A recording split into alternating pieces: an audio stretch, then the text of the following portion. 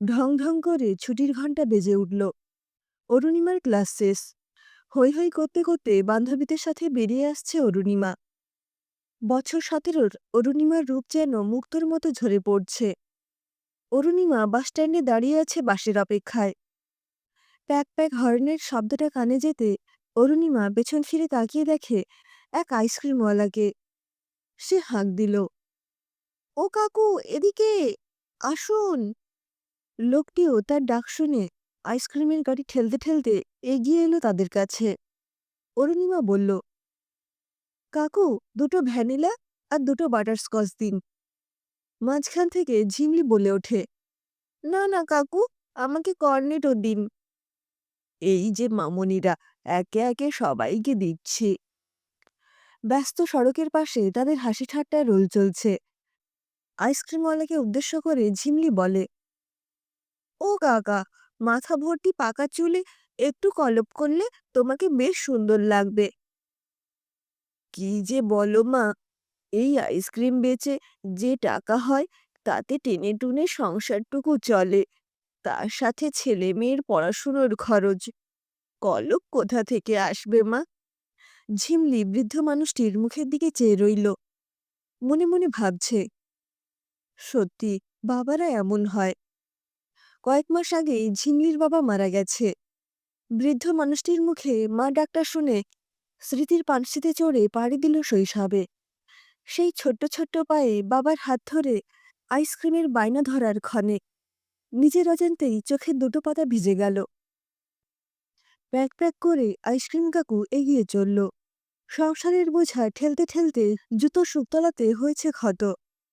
ঝিমলি অপলক দৃষ্টিতে চেয়ে রইল বৃদ্ধ মানুষটির দিকে।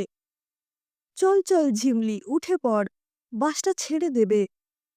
অরুণিমার ডাকে ঝিমলি স্মৃতির ঘর থেকে ফিরে এলো বাস্তব জগতে। ভিড় বাসে গাদাগাদি করে 4 তরুণী কোনো মতে দাঁড়িয়ে আছে। হঠাৎ একটা মাঝবয়সী লোক অরুণিমার পেছনে দাঁড়িয়েছে। লোকটির হাবভাব ভালো ঠেকছে না দেখে অরুণিমা বলল, এই যে কাকু, একটু সরে দাঁড়ান তো। নাছোড়বান্দা লোকটি বলল, এত অসুবিধে যখন পাবলিক বাসে না চড়ে প্রাইভেট কারে যাতায়াত করলেই হয়। অরুণিমা রেগে সিংহের মতো গর্জে ওঠে, আশ্চর্য তো! তাই বলে পাবলিক বাসে চড়ে আপনি মেয়েদের প্রাইভেট পার্টি হাত দেবেন? আপনার দুঃসাহস তো কম নয়। লোকটি আবার সাফাইয়ের সুরে বলে, ভিড় বাসে অমন হতেই পারে। পাশের সিটে বসে থাকা ছেলেটি তখন মোবাইলটা বের করে বলে, এতে সব প্রমাণ আছে। অসভ্য কোথাকার! এই বলে লোকটিকে সপাটে একটি চড় বসিয়ে দিল অরুণিমা। বাসে যাত্রীদের মধ্যে ব্যাপারটা জানাজানি হতেই সকলেই চিৎকার করে বলে, মার বেটাকে। কন্ডাক্টর লোকটির কলার ধরে টেনে হিঁচড়ে বাস থেকে নামিয়ে দেয়। পরের স্টপেজে তিথি, পরি আর ঝিমলিও নেমে পড়ল।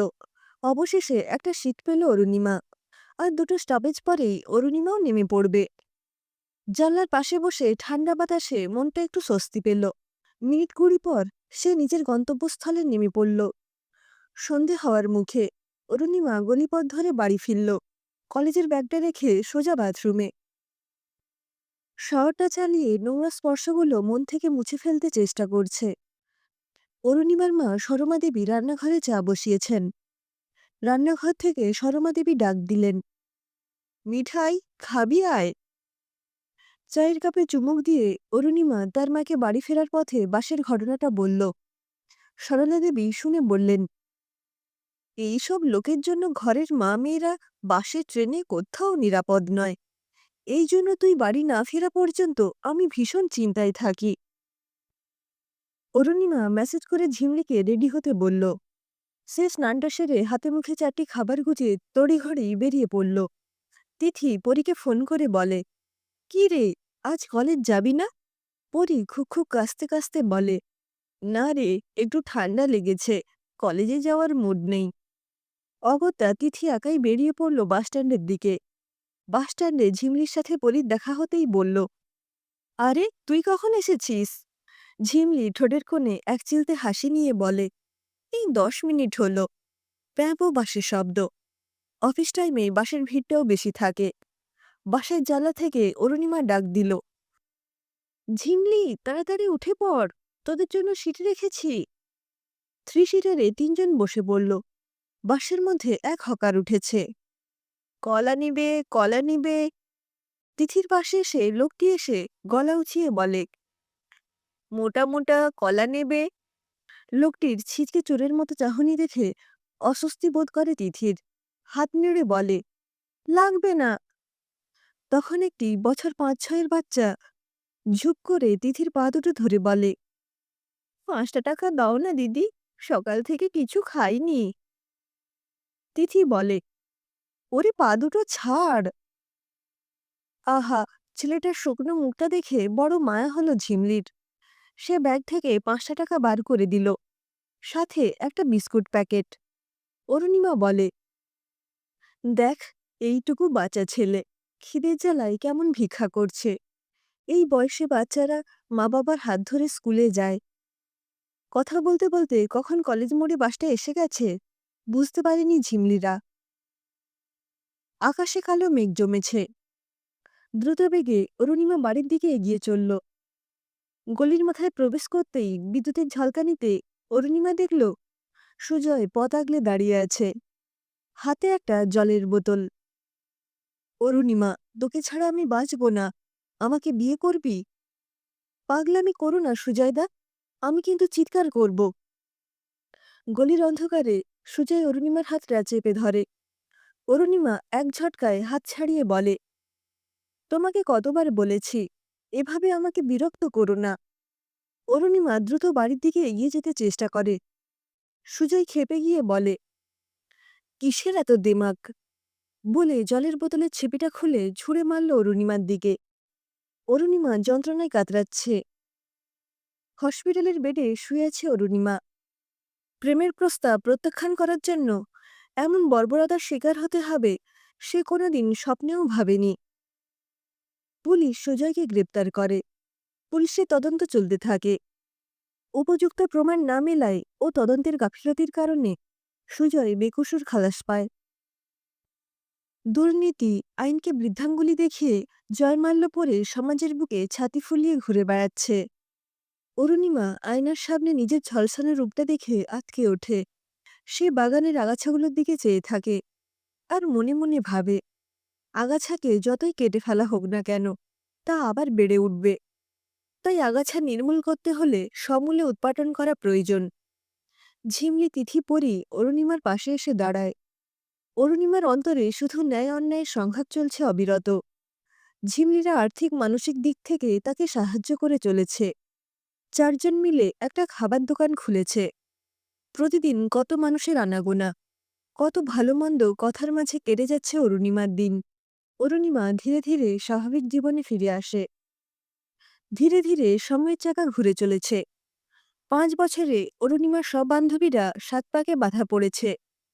ঘর সংসার সামলেও পরস্পরের সাথে যোগাযোগটা ঠিক বজায় রেখেছে।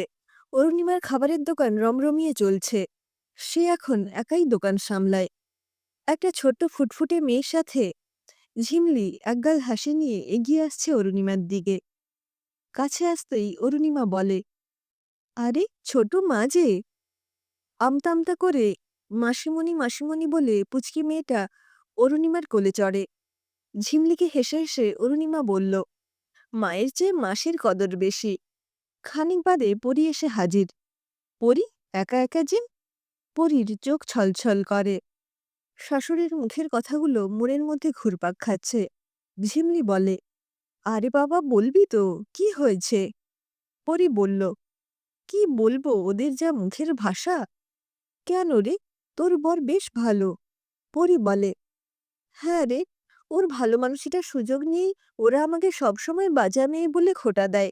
ননদের একটি ছেলে হওয়ার পর সে বলতে শুরু করেছে, বন্ধা নারী কি বোঝে প্রসব বেদনা। সত্যি আর ভালো লাগে না ওরু। মাঝে মাঝে মনে হয় সব শেষ করে দিই। অরুণিমা বলে, পাগলামি করিস না। তোর কিছু হলে অমিতদা, তোর মা বাবার কি হবে একবার ভেবে দেখেছিস? ঝিমলি বলে, দাঁড়া, এইসব সমস্যার সমাধান আছে আমার কাছে। আমার দিদিরও এরকম সমস্যা ছিল। ওরা আইভিএফ এর মাধ্যমে চাইল্ড নিয়েছে। ওরও বলে, তার মানে টেস্ট টিউব বেবি। ঝিমলি দিদিকে ফোন করে ডাক্তারের ফোন নাম্বার ঠিকানা নিয়ে পরীকে দিল। গরম চায়ের কাপ আর গল্প আড্ডায় জমে উঠেছে আসর। সকলেই নিজের নিজের সংসারের সার কথা নিয়ে মত্ত। চায়ের কাপে চুমুক দিতে দিতে বলে, হ্যাঁ রে অরু, মুকুলদার খবর কি? বিয়ে থা করেছে? অরুর ঠোঁটে এক ফালি চাঁদের হাসি দেখা দিল। সে বলল, মুকুল কিছুতেই অন্য কাউকে বিয়ে করতে রাজি হচ্ছে না। সে বলে মানুষের বাহ্যিক রূপটাই সৌন্দর্যের মাপকাঠি নয়, হৃদয়ের গভীরতাই আসল রূপ সৌন্দর্য। পরি বলল, তাহলে তুই ওকে বিয়ে করছিস না কেন? অরুণিমা বলল, সমাজের ভয়ে রে। পরি বলল, দেখ অরু, মুকুলদা তোকে ভীষণ ভালোবাসে, ওর সাথে তুই সুখী শান্তিতে থাকবি। অরু হেসে বলল, সুখ স্বপনে আর শান্তি শ্মশানে। ঝিমলি বলে, ওইসব কথা বলে কাজ নেই, তোদের 4 হাত এক করব আমরা। পরি বলে, অনেক দেরি হলো, এবার বাড়ি যেতে হবে রে, বাপের বাড়ি এলে আবার দেখা হবে। গল্পের আশা ছেড়ে বাড়ি যাওয়ার ইচ্ছে নেই কারো, তবুও যেতে হলো। মিস্টার রায় এখন পার্টির বড় নেতা। লালবাতির আলো জ্বালানো গাড়িতে চড়ে সে এখন মিটিং মিছিল করে বেড়ায়। স্কুল মাঠে নারী সুরক্ষা নিয়ে ভুরি ভুরি ভাষণ দিচ্ছে। করতালিতে ভরে উঠেছে জনসমাবেশ। কথাগুলো শুনে গা গুলোতে থাকে অরুণিমার। রক্ষকই ভক্ষক, এটা বলতে বলতে সে স্কুল মাঠ থেকে বেরিয়ে আসে। দুর্গাষ্টমীতে সবাই পুজোতে ব্যস্ত। সুজয়ের গায়ে কারা যেন অ্যাসিড ছুঁড়ে মেরেছে। চারিদিকে ঢাকের শব্দ। সুজয়ের আর্তনাদ কেউ শুনতে পেল না। লাল পেড়ে শাড়ি পরে অরুণিমা মায়ের অঞ্জলি দিচ্ছে। মনে হচ্ছে স্বয়ং মা দুর্গা স্বর্গপুরী থেকে ধরাধামে নেমে এসেছেন দুষ্টের দমন আর শিষ্টের পালনের জন্য। রুলিং পার্টির বড় নেতা সুজয় রায় অ্যাসিড আক্রান্ত হয়ে হার্টফেল করে মারা গেছে। খবরটা টিভির পর্দায় বারবার দেখা যাচ্ছে। দুর্নীতি যখন ন্যায়ের পথে বাধা হয়ে দাঁড়ায়, তখন প্রতিশোধই প্রতিবাদের একমাত্র পথ।